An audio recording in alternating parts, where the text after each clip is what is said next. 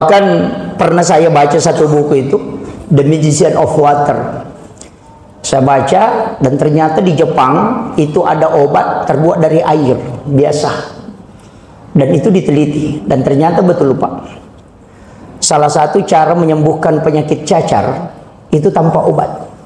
Cukup dengan menggunakan air 1 gelas, bacakan huruf hijaiyah dari alif sampai ya, kemudian tiupkan ke air itu, kemudian kasih minum.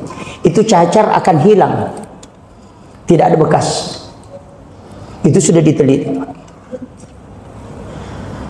Itu mukjizat Al-Quran itu. Huruf alif, abata sajaha, itu saja dibaca sampai huruf ya, itu 3 kali saja dibaca, ditiupkan ke air, kemudian bisa dibacakan di ubun-ubunnya. Karena ternyata ketika dibacakan huruf-huruf hijaiyah ini, itu sel air berubah, dan itu yang bisa mengobati penyakit cacar. Ini kita sebenarnya punya Pak obatnya di dalam Islam ini, banyak sekali hikmah, tapi kadang